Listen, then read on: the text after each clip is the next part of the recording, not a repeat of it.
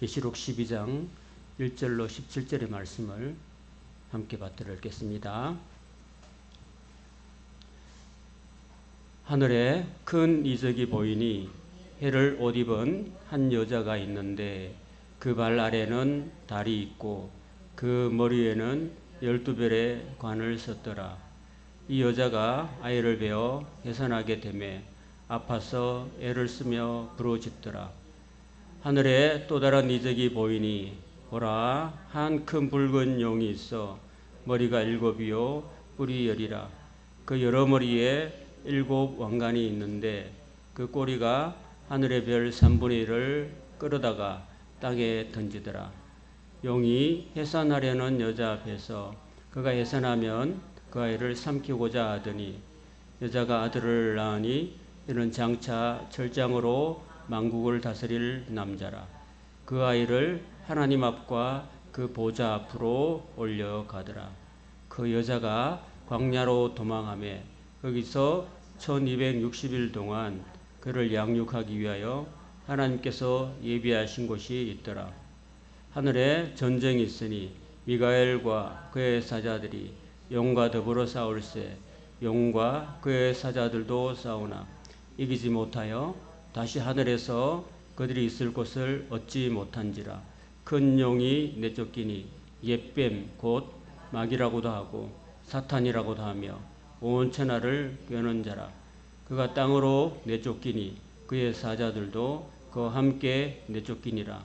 내가 또 들으니 하늘에 큰 음성이 있어 이르되 이제 우리 하나님의 구원과 능력과 나라와 또 그의 그리스도의 권세가 나타났으니 우리 형제들을 참소하던 자 곧 우리 하나님 앞에서 밤낮 참소하던 자가 쫓겨났고 또 우리 형제들이 어린 양의 피와 자기들이 정언하는 말씀으로서 그를 이겼으니 그들은 죽기까지 자기들의 생명을 아끼지 아니하였도다. 그러므로 하늘과 그 가운데 거하는 자들은 즐거워하라. 그러나 땅과 바다는 화했을진저 이는 마귀와 자기의 때가 얼마 남지 않은 줄을 알므로 크게 분내어 너희에게 내려갔음이라 하더라. 용이 자기가 땅으로 내쫓긴 것을 보고 남자를 낳은 여자를 박해하는지라. 그 여자가 큰 독수리의 2날개를 받아 광야 자기 곳으로 날아가 거기서 그 뱀의 낯을 피하여 1때와 2때와 반때를 양육받으며 여자의 뒤에서 뱀이 그 입으로 물을 강같이 토하여 여자를 물에 떠내려가게 하려 하되 땅이 여자를 도와 그 입을 벌려 용의 입에서 토한 강물을 삼키니 용이 여자에게 분노하여 돌아가서 그 여자의 남은 자손 곧 하나님의 계명을 지키며 예수의 증거를 가진 자들과 더불어 싸우려고 바다 모래 위에 서 있더라. 아멘. 공동한 말씀으로 영적 경쟁이라는 제목으로 말씀 함께 나누기를 원합니다. 지금 우리가 12장 이제 들어왔는데요. 계시록 12장은 11장 다음 있는 장이죠. 11장 15절에 보면 이제 7째 천사가 나팔을 불었습니다. 나팔 불면은 그 다음에 15장으로 넘어가면은 이제 성도들이 마지막 나팔, 그러니까 예수님의 재림의 나팔에 불려지면은 이제 불이 섞인 유리바닥으로 건너가 버립니다. 건너가 버려요, 이제. 마치 이스라엘 백성들이 출애굽에서 홍해를 건너고 홍해를 건넌 다음에 모세의 노래, 어린 양의 노래를 막 불렀잖아요. 그하고 똑같이 불이 섞인 유리바닥 건너편에 가서 모세의 노래, 어린 양의 노래를 막 부르고 있던 그런 장면으로 넘어가고, 그 다음에 16장에 가면은 16장, 17장, 18장에 가면 아직도 예수님의 재림이 왔음에도 불구하고 끝까지 예수님을 믿지 않고 예수님을 적대시했던 땅에 남은 자들에게 7대접의 그 진노가 쏟아지는, 그리고 그 사람들을, 불신자들을 믿지 못하게 조장했던 사탄과 그의 세력들, 귀신들의 모든 세력들이 심판받는 그런 장면들이 16장, 17장, 18절로 이어집니다. 자, 그런데 11장 15절에 나팔 불어가지고 그 다음에 바로 14장으로 12장으로 가야 되는데 12장과 13장과 14장은요 전혀 딴 얘기를 하고 있어요. 그게 뭐냐면은 이제 마지막 나팔이 딱 울려지자마자 이제 과거로 돌아가 버리는 그런 일이 생겨요. 그래서 12장에 오늘 우리가 1절부터 17절까지 읽으셨는데 12장에는 이제 완전히 창세기로 돌아가 버립니다. 창세기로 돌아가서 어떻게 해서 하나님께서 아브라함과 이삭과 야곱과 요셉을 통해서 이스라엘 민족을 만드셨는가? 그 민족을 통해서 후손이 이어지고 해서 아브라함과 다윗의 자손 예수님이 이 땅에 오시는, 그리고 이 땅에 예수님이 오신 거죠. 그 예수님이 왜 오셨느냐면은 사탄이 에덴 동산에서 아담과 하와를 거짓으로 꼬여서 선악과를 먹게 만들어 버리잖아요. 그래서 인간을 타락시키고 영원히 지옥으로 떨어지게 만들었던 그 장본이 사탄인데, 창세기 3장 15절에 가면은 하나님께서 그냥 인간들을 영원한 타락으로, 영원한 지옥으로 떨어지지 않도록 하나님이 창세기 3장 15절에 보면 내가 구원자를 보내줄 것이다 라는 그런 약속을 하시는 거예요. 그 구원자가 누구냐면 바로 예수님이죠. 그 예수님의 그 구원자 약속을 보내주기 때문에 이런 과정을 통해서 아브라함과 다윗의 자손으로 예수님이 땅의 메시아로, 구원자로 오시게 되는 거죠. 그 이야기를 지금 하고 있습니다.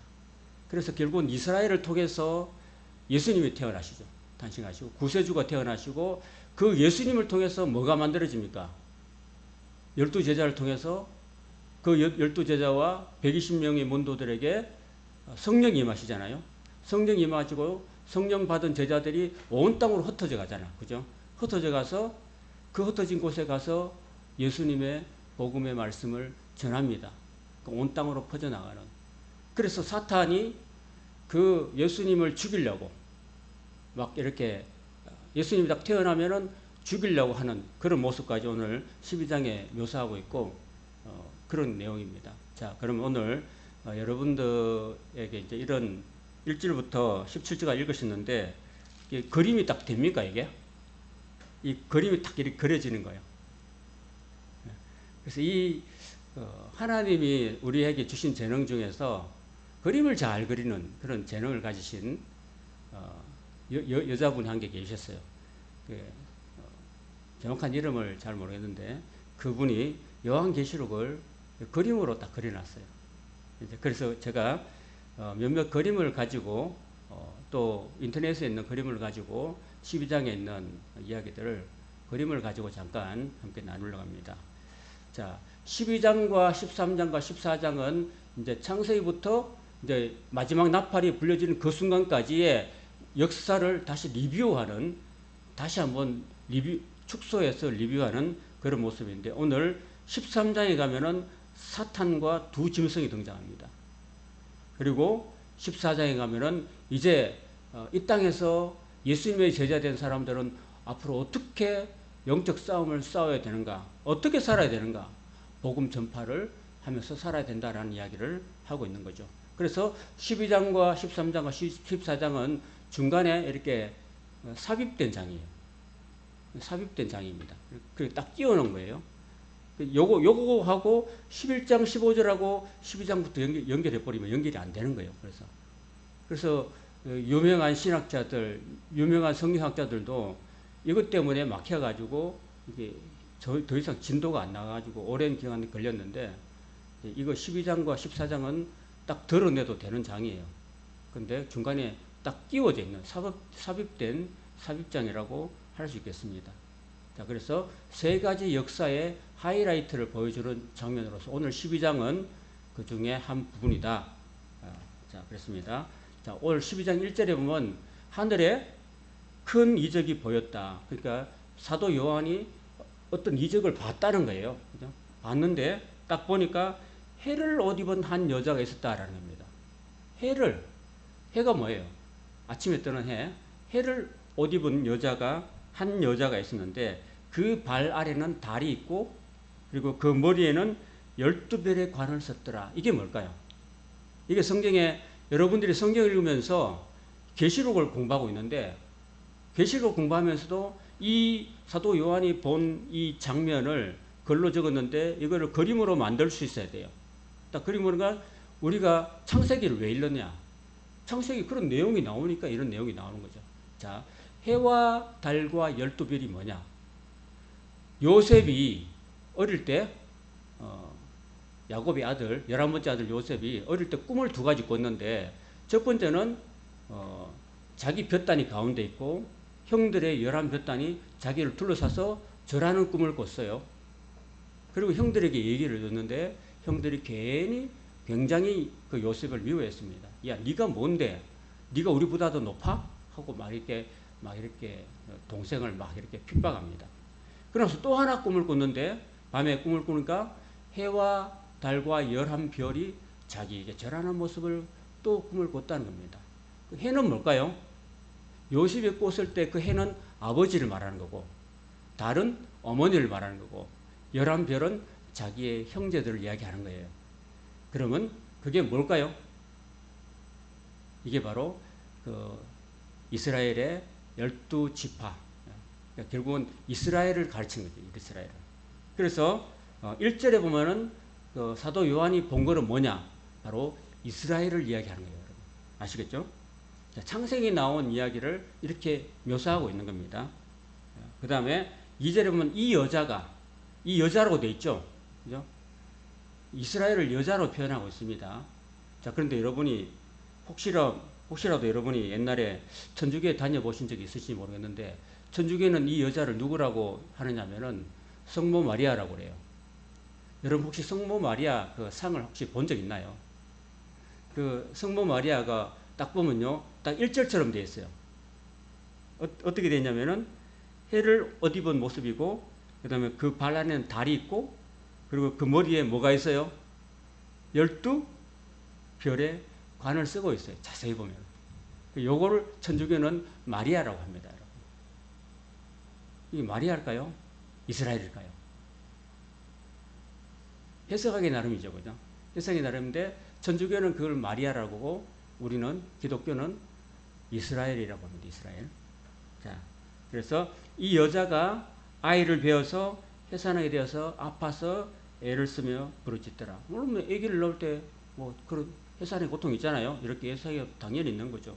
있는데 이걸 뭐 2절은 뭘 말하냐면은 메시아가 오기까지 얼마나 많은 고통이 이어졌는가를 이야기하고 있는 거예요, 여러분. 그죠? 자, 그래서 결국은 예수님이 이제 베들레헴의 그 마구간에서 요셉과 마리아 사이에서 태어났습니다. 자, 그 이야기를 1절과 2절에 하고 있는 겁니다. 결국은 그 메시아가 이사야서 53장에 메시아를 예언하고 있는 거 여러분 아십니까? 이시야를 예언하고 있죠. 우리가 사순절 고난주간을 지날 때 그 고난의 종, 정말 마른 줄기보다도 빼쩍 말라가지고 형편없는 그런 마른 줄기로 오신 그 예수님을 묘사하고 있잖아요. 그러니까 예수님이 이 땅에 오신 거는 정말로 어떤 고통스러운 과정을 통해서 오신 거고요. 사실은 하나님은 하나님의 하늘의 그 영광 나라 보좌에 계셔야 될 분인데 왜 하나님 되신 예수님이 왜 낮고 낮은 이 땅에 그것도 정말 어떤 뭐 여기 어떤 현대에 아주 좋은 시설을 갖춘 산부인과나 또는 뭐 산후조리원에서 태어난 게 아니라 정말 짐승들이 태어나는 짐승들의 마구간에 태어나셨다는 겁니다. 이렇게 가장 낮은 곳에 예수님이 이 땅에 오셨다는 거죠. 그걸 알아본 사람이 그 동방 페르시아에 있는 동방 박사들이 그 별을 보고 찾아와서 경배를 했다는 거죠. 그때 당시에 아무도 이 땅에 태어나신 아기 예수님을 경배하는 사람이 없었던 거예요. 오히려 먼 이방에 동방에 있는 그런 박사들이 와서 알아보고 메시아를 경배하는 그런 모습이 같습니다. 지금도 여러분 성지순례 가시면 예루살렘에서 버스로 한 15분쯤 내려가면은 베들레헴이 있는데 그 베들레헴에 아기 예수님이 탄생한 곳이 있는데 거기는요 어떻게 들어가야 되냐면은 다 기어서 들어가야 돼요.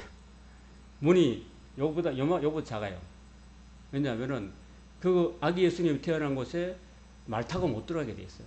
다 막아놨고 입구를 다 그들 고개 숙이고 다 이렇게 엎드려서 들어가야 돼요. 왜냐하면은 겸손하라고 그렇게 만들어놨어요. 그래서 예수님이 그렇게 이 땅에 태어나셨던 것을 이야기하고 있습니다. 그 다음 3절부터 보면 또 이제 이 영적인 존재에 대해서 이야기합니다. 3절에 보면 또 사도 요한이 봤는데 하늘에 다른 이적이 보였는데 봤다는 겁니다. 보라, 한 큰 붉은 용이 있어. 머리가 7이요 뿔이 10개라. 그 여러 머리에 7 왕관이 있는데 그 꼬리가 하늘 별 3분의 1을 끌어다가 땅에 던졌더라. 그런 말합니다.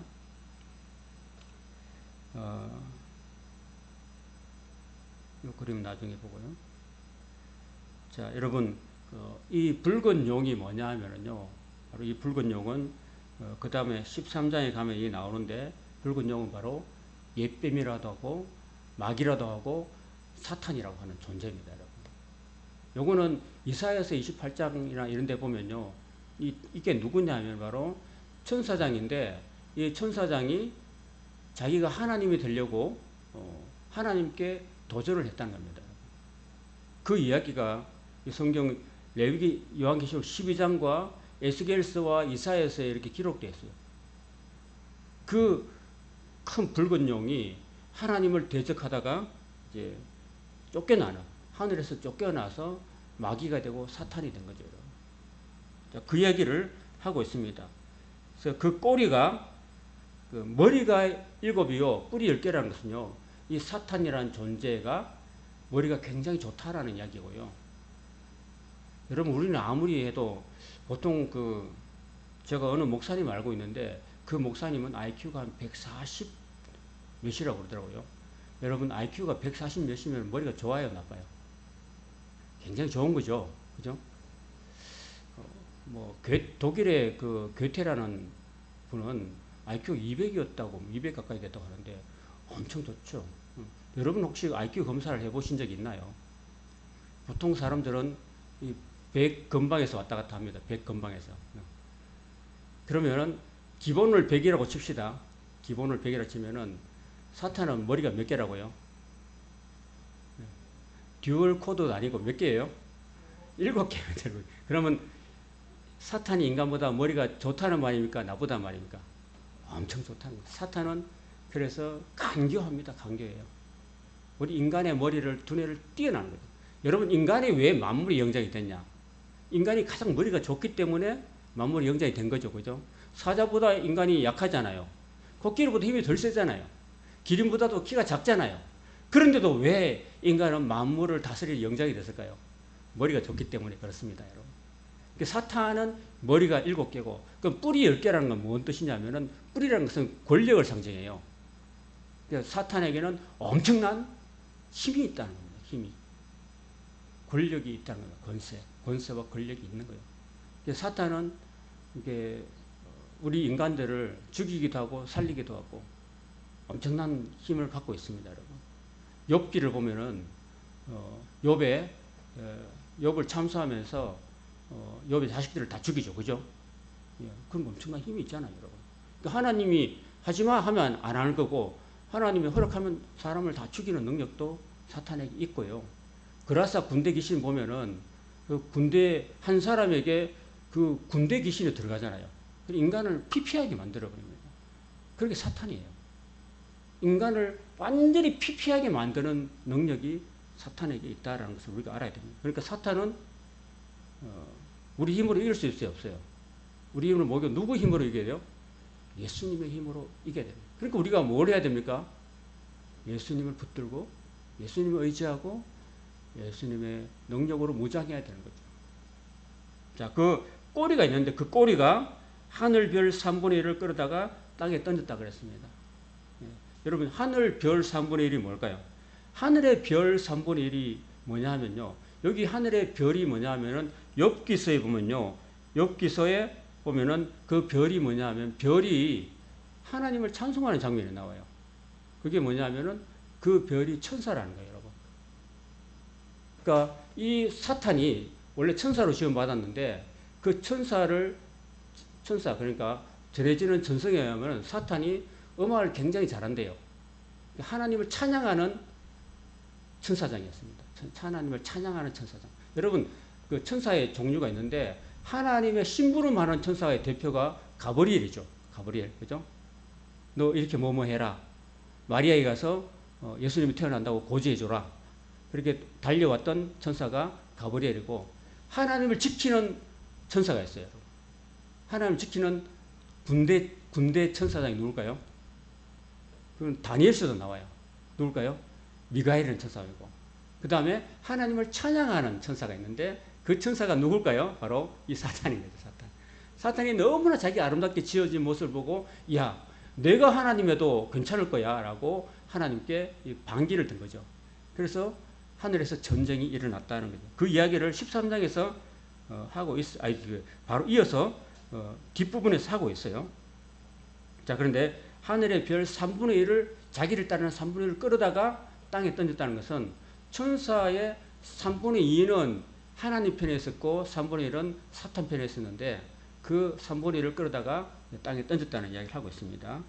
자, 그래서 그 용이 해산하려는 여자 앞에서 그가 해산하면은 그 아이를 삼키고자 했다는 것입니다. 그게 뭘까요? 아이가 이스라엘을 통해서 예수님이 오셨잖아요. 그죠? 예수님이 오셨는데 예수님이 딱 태어났을 때 그때 당시에 그 예수님을 잡아 죽이려 했던 사람이 있습니다. 그 누굴까요? 헤로드 왕이죠.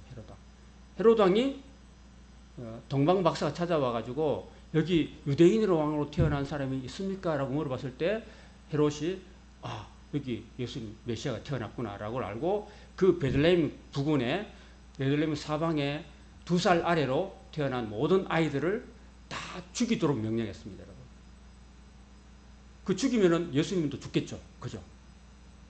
그러니까 여기 말하는 그 여자 앞에서 용이 그 아이가 태어나면은 그 아이를 삼키려고 했다는 것이 바로 이 헤롯이 유아들을 학살시켰던 그런 사건을 이야기하고 있는 겁니다. 그럼 예수님 죽어요, 안 죽어요? 안 죽죠. 예수님은 누가 피하게 해줬죠, 그죠? 여기 온다고 하나님의 천사가 알려줘가지고 요셉이 마리아를 데리고 아기 예수님 데리고 어디로 갔어요? 어디로 피신했어요? 복음서를 잘 읽어보면은 이집트로 내려갔어요. 애굽으로 내려갔습니다. 그래서 지금도 가면은 애굽의 곱틱 교회라고 있어요. 그 예수님이 피난했던 그 헤로드 왕이 죽을 때까지 피난했던 그 이집트의 예수님 피난 교회가 이집트에 지금도 있다고 합니다, 여러분. 안 가봤는데 있다고 합니다. 자, 그래서 이집트로 피난했고, 자, 그게 헤롯이 이제 유아들을 학살하는 그 내용이 이 복음서에 기록되어 있습니다. 자, 5절에 보면 이 여자가 아들을 낳으니 그 예수님이 바로 장차 철장으로 만국을 다스릴 남자라. 누굽니까? 바로 예수님을 가르치고 있는 겁니다. 자, 그 아이를 하나님 앞과 그 보좌 앞으로 올려갔다 그랬습니다. 여러분 그 사복음서 읽어보면은 예수님이 탄생하셔서 이렇게 어릴 때 그 죽을 고비를 넘기시고 그 다음에 그 헤로드 왕이 죽고 난 다음에 베들레헴으로 오신 게 아니고 나사렛이라는 동네로 가서 살았었어요. 그래서 예수님을 나사렛 예수라고 합니다. 그 나사렛이라는 곳은 정말로 그 형편없는 곳입니다. 여러분 제주도에서 가장 안 알려지고 정말 그 볼품없는 그런 지역이 있다면 어디라고 할 수 있을까요? 그것을 어디라고 지칭하기는 힘들겠지만 만약에 그것이 어디라 그러면 그곳에 사는 사람들 되게 기분 나쁘겠죠. 그죠? 그런 곳이 바로 나사렛입니다. 여러분.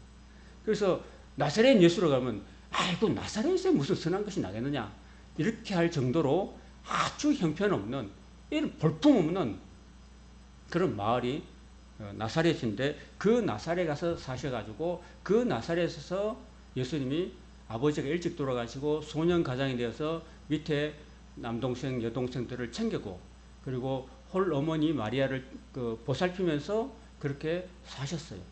30세 공생이 났을 때까지 그렇게 사셨던 이야기가 복음서에 나옵니다. 그리고 결국은 십자가에 못 박혀 죽으시고 3일 만에 부활하시고 그 다음에 하늘로 구름 타고 하늘로 올라가셨다는 겁니다. 그 얘기를 지금 딱 한마디로 5절에 압축하고 있는 거죠. 5절에. 그 모든 복음서의 내용을 5절 한마디로 딱 압축해 버립니다. 여러분. 압축해도 너무 압축했죠. 그죠? 이거를 여러분들이 압축 풀기를 해야 돼요. 그러면은 복음서, 사복음서가 다 여기 5절에 다 있습니다. 여러분. 자, 그래서 6절에 보면 그 여자가 광야로 도망하며 거기서 1260일 동안 그를 양육하기 위하여 하나님께서 예비하신 곳이 있다라고 했습니다. 여러분, 자, 제가 1260일에 대해 설명을 드렸죠. 자, 1260일이 달로 하면 몇 달이라고 했어요? 42달. 그죠? 횟수로 하면은 한때, 두때, 반때. 한때, 두때, 반때는 뭘까요? 1년, 2년, 반년, 3년 반이에요. 그죠? 이 3년 반은 무엇을 의미할까요? 3년 반은 이방인의 때라고 말하기도 합니다. 계시록에 나오는 3년 반은 이방인의 때를 말하기도 하는데, 그 이방인들이 여러분 성전에 들어올 수 있어요, 없어요? 유대인의 성전에 못 들어와요. 근데 이방인들이 유대인의 성전에 들어와서 유대인의 성전을 짓밟았던 때가 있었습니다. 그게 신구약 중간사 기간에 그 헬라의 왕이었던 안티오쿠스 에피파네스 4세라는 그 악독한 왕이 있었는데, 그 왕이 그 로마와의 전쟁에서 치고 올라가는 길에, 그죠? 이집트에서 원정에서 치고 올라가는 길에 짓밟았던 그 사건을 AD 64, BC 64년부터 이렇게 있었던 그 사건을 이야기하는데, 그 3년 반 동안 하나님 성전에 들어와서 성전에다가 하나님의 신상이 아니라 제우스 신상을 세우고, 그 다음에 그 성전에다가 돼지 피를 뿌렸습니다, 여러분. 그 기간이 1260일이고 3년 반입니다, 여러분. 그래서 이방인에게 짓밟혔던 때가 바로 1260일이라는 겁니다. 그 요한복음 보면은 수전절이라는 절기가 등장합니다.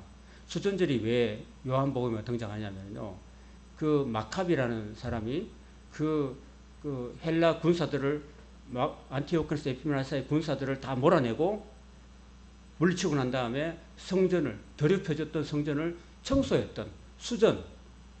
청소했던 절기, 그 절기가 수전절이라고 요한복음에 기록되어 있어요. 그 바로 그 사건을 때문에 나온 절기라고 할 수 있습니다. 성경에는 없는 절기인데 그런 절기가 있습니다.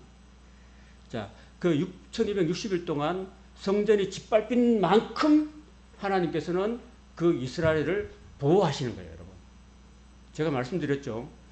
여러분의 인생이 지금까지 50, 60평생 이상 살아오면서 여러분이 고난당한 날만큼 하나님이 어떻게 하신다고요? 위로하신다 그랬죠. 그죠? 그죠? 시편의 기자가 내가 고난당한 만큼 내 인생을 위로해 주소서라는 시편 기자의 그 기도가 있잖아요. 그죠? 여러분, 그 누가복음 16장에 보면은 부자와 나사로가 있는데, 나사로는 일평생 살면서 거지로 살았어요. 부자의 상에서 떨어지는 찌꺼기로 그 먹고 살았었고, 그게 아무도 그를 돌보는 사람이 없었고요. 개들이 와서 그의 상처를 핥았던. 그래서 예수님이 왜 그 거지 나사로를 왜 아브라함의 품에 낙원에다 보냈냐면요, 나중에 말씀하실 때 부자 보고요, 야, 너는 땅에서 다 받았지 않냐. 예수를 믿어서 구원받아도 얘기 안 해요. 예수님이 직접적으로는. 이 나사로는 땅에서 그만큼 고난당하지 않았느냐, 거지처럼 살지 않았느냐, 그래서 나는 얘가 불쌍해서 내가 아브라함 품에 보내는 거야 라고 이야기를 하시는 장면이 나와요. 그런 걸 보면은 우리가 이 땅에 좀 가난하게, 정말 아프게, 거지처럼 아무것도 제대로 먹기도 제대로 호사도 못 누리고 정말 피폐하고 보잘것없게 가난하게 처절하게 그렇게 살았다면은 그 사람 예수님이 그냥 두시지 않고 그 사람을 위로하신다는 겁니다. 그런 장면들이 성경에는 등장하고 있습니다. 자, 그 다음에 7절부터 보면요, 이제 하늘에 전쟁이 있다라는 이야기가 나옵니다. 이제 또 다른 장면이 바뀌어가지고 이제 아까 붉은 용에 대한 이야기를 하고 있습니다. 7절 보면은 이제 하늘에 전쟁이 있으니 미가엘과 그의 사자들이 용과 더불어 싸울세 용과 그의 사자들로 싸우나 이기지 못하여 다시 하늘에서 그들이 있을 곳을 얻지 못한지라 큰 용이 내쫓겼다. 3절에 나오는 그 용입니다. 큰 용이 뭐라고 되어 있어요? 옛뱀. 옛뱀은 어디 등장해요? 창세기 3장에 등장하잖아요. 아담과 하와를 유혹했던, 거짓말을 유혹했던 그 뱀이 옛뱀입니다. 그 옛뱀이 뭐라고요? 마귀라고도 하고 뭐라고요? 사탄이라고 하죠. 온 천하를 꿰는 자다. 유혹하는 자랍니다. 유혹하는, 거짓으로 유혹하는 자가. 그가 땅으로 내쫓겼으니까 그의 사자들은 뭘까요? 타락한 천사들이죠. 또 함께 내쫓겼다는 겁니다. 자, 그러면은 자, 이제 더 이상 이 사건 이후로 사탄은 하늘에 있어요, 없어요? 하늘에 있어요, 없어요? 더 이상 하늘면 사탄은 하늘에 없는 존재입니다, 여러분. 그러면 사탄의 존재는 어디에 있을까요, 그러면? 땅에 있는 거예요, 땅. 땅은 어딜까요? 우리가 사는 이 땅, 이 지상을 말하는 거예요.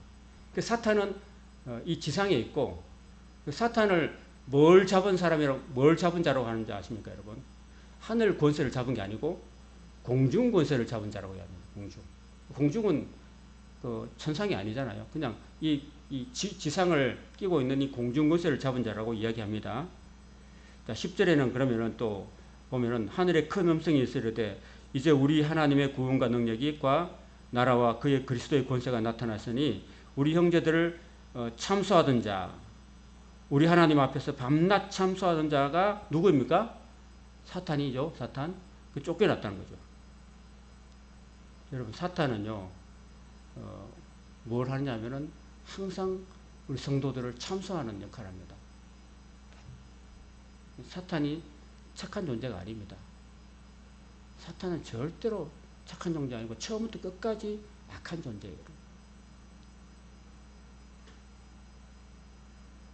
우리 성도들이 조금이라도 잘못하면은 우리를 누구 앞에 참소하는 자가 한다고요?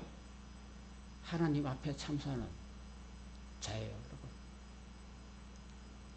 혹시 쉽게 예를 들자면은 요즘 왜 이렇게 청문회 같은 거 하잖아요, 그죠? 청문회 같은 거 하면은 반대편 당에서 상대편 당에게 엄청나게 꼬투리를 잡죠, 그죠? 법인카드 가지고 막 쓴 거 있잖아. 그런 거 막 조사해가지고 꼬투리 잡아가지고 막 당신이 그러고도 장관을 할 수 있느냐고 막 꼬투리 잡잖아요. 요런 걸 쉽게 예를 들자면 그럽니다. 사탄이 아까 머리 좋다 그랬잖아요. 우리가 하는 모든 것 다 사탄도 머리가 좋고 권세가 있기 때문에 우리를 다 알아요. 우리 인간의 모든 심리를 잘 안다니까요. 오은영 박사보다 더 잘 안다니까요. 우리 심리를 다 파헤치는 존재가 사탄이거든요. 그래서 우리가 딱 다가옵니다. 딱 다가오는데 광명의 천사로 다가와요. 속이는 거죠. 마치 양의 탈을 쓴 늑대로, 속은 늑대인데 겉으로는 양의 탈을 쓰고 다가와서 달콤하게 유혹합니다. 달콤하게. 우리가 혹하게 해주는 거죠. 그렇게 해서 우리를 혹가닥해서 우리를 유혹하고 넘어뜨리는 자가 바로 사탄이죠. 그 사탄이 우리가 조금이라도 하나님 앞에 잘못하면요, 바로 하나님께 참소합니다. 마치 검사가 피고의 그 죄를 그냥 그대로 낱낱이 전화통화, 문자 메시지까지 하나하나 다 짚어가지고 이거 잘못했고 저거 잘못했고 이거 잘못해가지고 이 사람은 사형이다 이렇게 언도하는 아주 밤낮 참소하는 그런 역할을 사탄이 한다는 거죠. 그래서 우리는 성도들 어떻게 살아야 되냐면, 여러분, 성도들은 죄를 짓고 살면 안 돼요. 죄를 짓고 살면은요, 안 됩니다. 그래서 우리는 항상 하나님 앞에 거룩하고 경건하게 살아야 돼요. 왜? 사탄이 우리를 자꾸 참소하니까.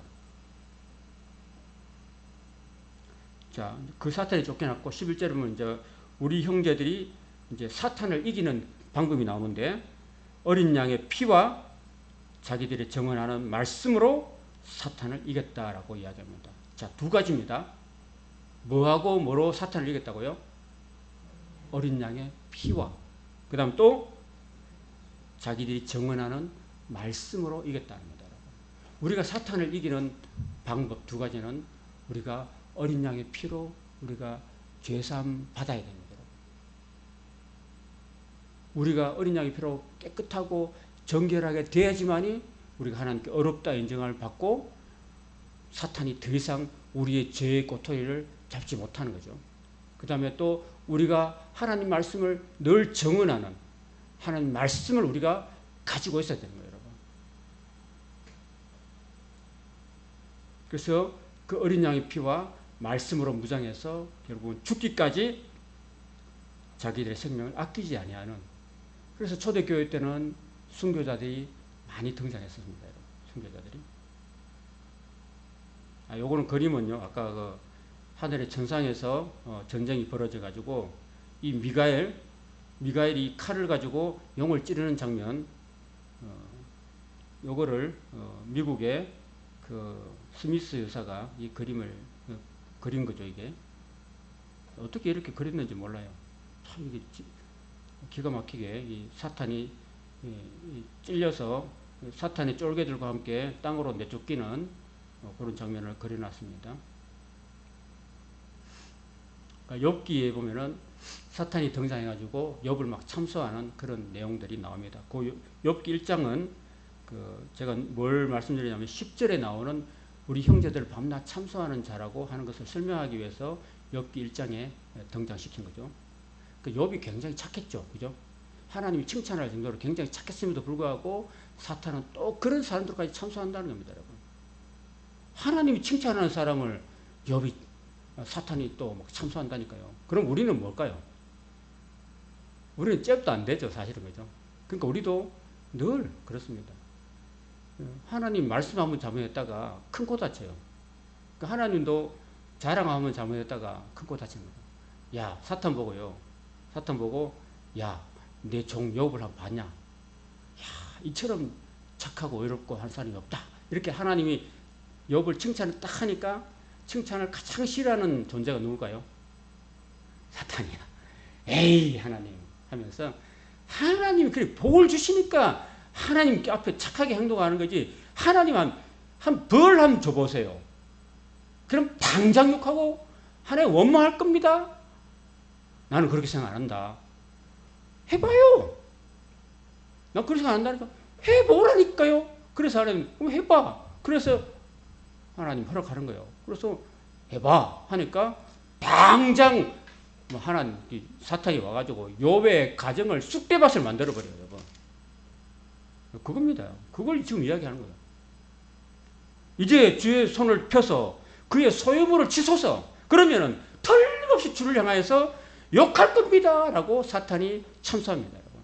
사탄이 이런 존재입니다, 여러분. 저도 사실 성도들을 막 칭찬하면요, 그 다음 주에 안 나와. 사탄이 그 성도를 막 공격한다니까요. 그 칭찬을 자주 해야 되긴 하는데 하면은 어떤 위험이 있어요? 사탄이 시험하는 위험도 있다는 겁니다. 이런 얘기가 성경에 나옵니다.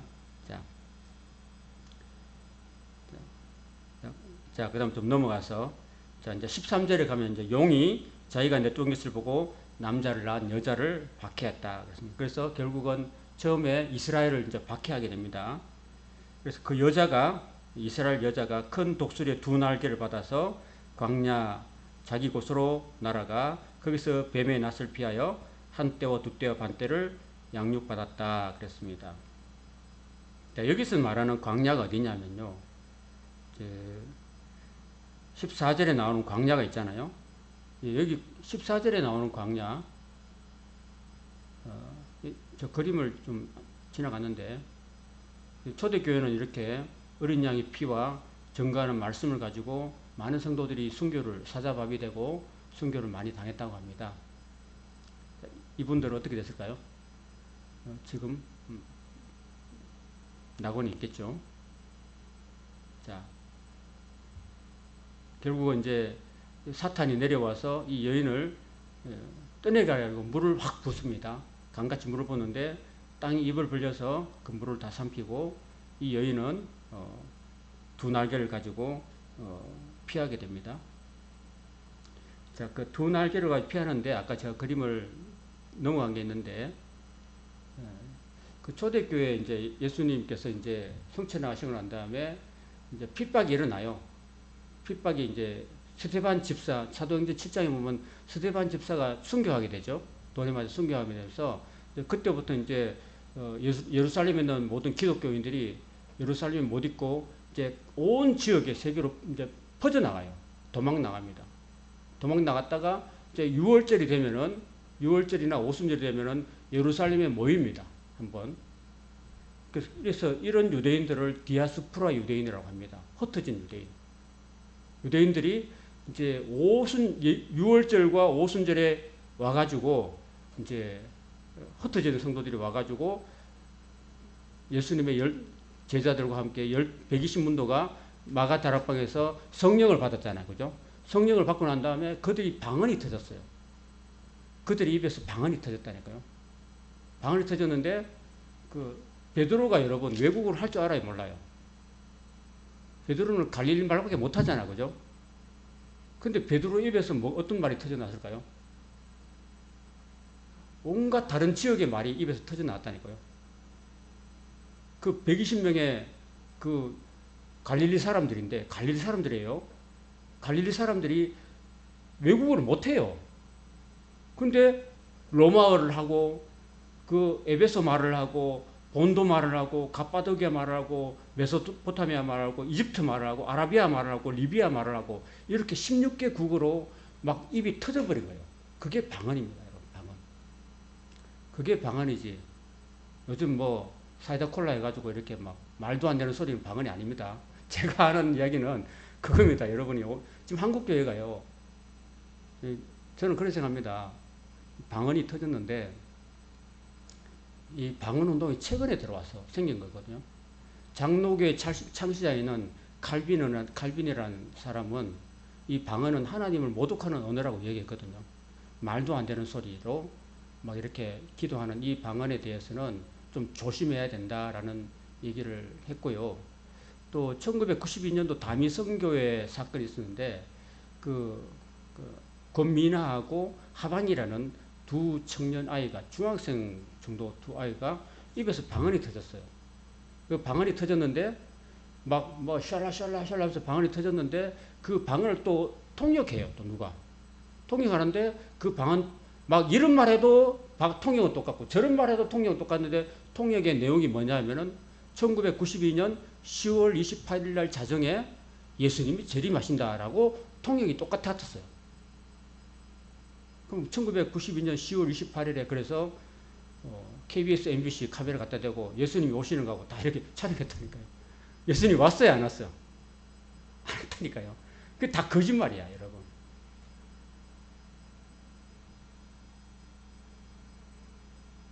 그래서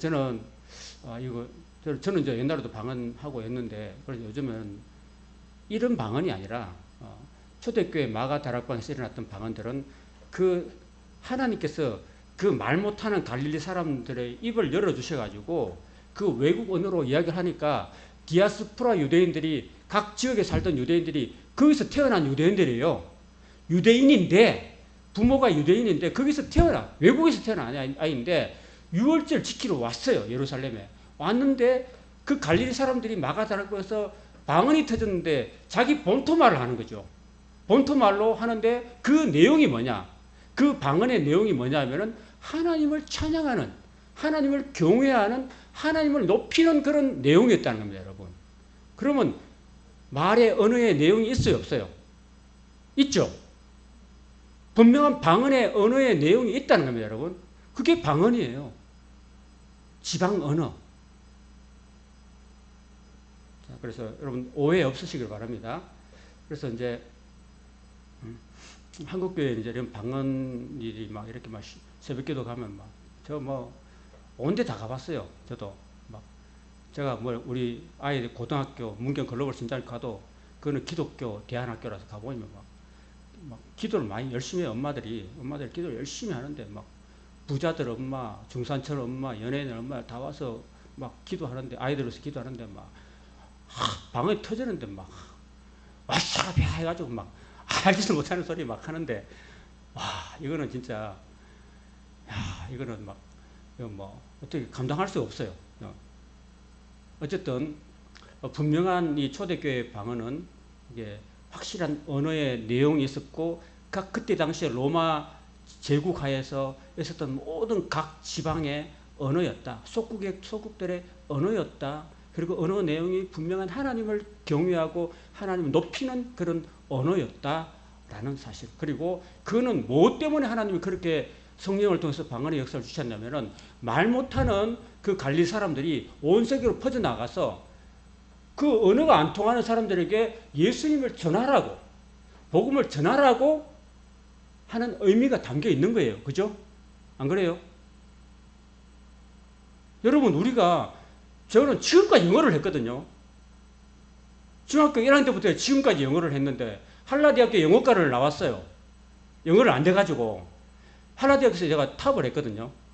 시험 치면 탑을 하고, 호주 그 원어민 교수, 그 캐나다에서 온 원어민 교수하고 막 얘기도 나누고, 이렇게 그 언어 시험을 쳐요, 언어 시험을. 다 했는데 지금 또 안 돼요.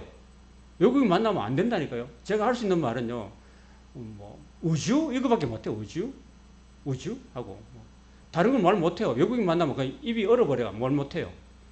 아무리 해도 말이 안 되는데, 이 언어라는 게 대한민국 사람들의 한국말의 언어가 정말 영어하고는 완전히 구조가 달라요. 그러니까 못해요. 잘 못한다니까, 영어를. 어쨌든 그렇게 우리가 이 언어적인 약점이 있기 때문에 하나님이 그때 사람들의 그 마음, 혀를 돌려주셔가지고 언어로서 그 증명해 주는 사건이 바로 이 방언 사건이고, 제가 이야기하고 싶은 방언이 아니에요. 지금은 방언이 아니라 그때 당시에 박해를 받았던 모든 그 초대교회 성도들이 온 지역에 흩어져서 살았다는 겁니다, 여러분. 그게 광야라는 거예요, 광야. 그러니까 온 세상 광야로 흩어져서 복음이 온 세상으로 흩어져서 전해지게 되었다라는 이야기를 하고 있는 거죠, 그죠? 좀 설명이 길어서 죄송합니다.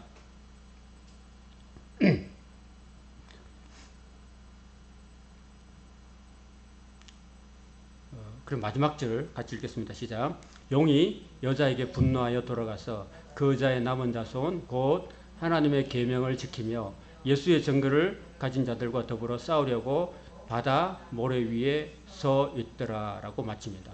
자, 용의 목적은 뭐예요? 용의 목적은 아기 예수님을 죽이는 거죠. 아기 예수님을 죽였죠. 맞죠? 죽였죠. 십자가에 죽였잖아요. 그죠? 그것도 누구를 통해서? 유대교 종교 지도자를 통해서 죽였다니까요. 사탄이. 죽였는데 어떻게 됐어요? 3일 만에 다시 살아나 버렸다니까요. 감당을 못하는 거예요. 부활에 하나님이 살려버렸다는 거예요. 예수님을. 사탄이 죽인 예수님을 하나님이 다시 살려버렸다니까요. 살려가지고 어떻게 또 했습니까? 하늘로 올려버렸다니까요. 올려가지고 어떻게 했다고요? 하나님 보좌 우편에 앉혀버렸다니까요. 앉히고 세상의 모든 권세들이나 천사들이나 능력들이나 모든 이름들이 예수의 이름에 무릎을 꿇게 하셨다는 겁니다, 여러분. 자, 용은 언뜻 보기에는 예수님을 죽였기 때문에 자기 목적을 성취한 것 같아도 그게 아니었고 예수님 다시 살아나 버렸습니다. 살아나 버려지고 오히려 용의 뒤통수를 쳐버린 거죠. 그러니까 용이 성이 나요, 안 나요? 용이 성이 나는 거죠. 그리고 분노해서 돌아가서 그 여자의 남은 자손.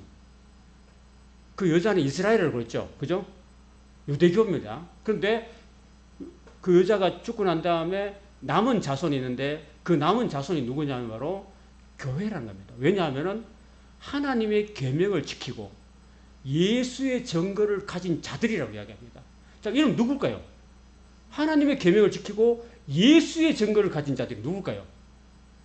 교회와 성도들을 이야기하는 거예요. 그죠? 그래서 이제 마지막 때 이 사탄이 쑥내가지고 누구하고 지금 싸우려고 지금 하고 있느냐 하면 바로 교회와 성도들. 예수님의 계명을 지키고 예수님의 말씀을 증언하는 이 교회와 성도들과 싸우려고 바다 모래 위에 섰다. 이렇게 하고 마치고 있는 겁니다, 여러분. 그럼 교회의 정체성, 성도의 정체성이 뭘까? 성도의 아이덴티티가 뭐냐면요. 바로 하나님의 계명을 지키는 사람들. 그리고 예수님을 증언하는 사람들. 예수님이 구세주라고 정언하는 그 말씀을 가진 사람들이 바로 교회고 성도들이라는 겁니다. 아시겠죠? 그래서 결국은 12장을 정리하자면은 하나님이 이제 이스라엘을 통해서 메시아를 보내주셨다라는 이야기고요. 첫 번째. 두 번째는 그 유대인으로 예수님이 탄생하셨고, 그 다음에 죽으셨고, 부활하셨고, 성천하셨다는 겁니다. 그럼 마귀를 이기고 성취하셨다는 거고, 그 다음에 사탄이 교회를 향해서 박해를 하게 됐다는 겁니다. 그래서 하늘의 전쟁에서 진 사탄과 그의 부하들이, 귀신들이 쫓겨나서 마지막으로 분노해서 교회와 성도들과 싸우게 된다. 영적 싸움을 싸우게 된다. 이런 내용으로 이제 정리를 하고 있는 겁니다. 자, 이제 창세기 1장부터 이제 요한계시록 11장 18절까지를 이 12장에서 딱 한 장으로 압축했다는 겁니다. 여러분. 이해가 되시죠? 자, 여기까지만 이해하시면 되겠습니다. 기도하겠습니다.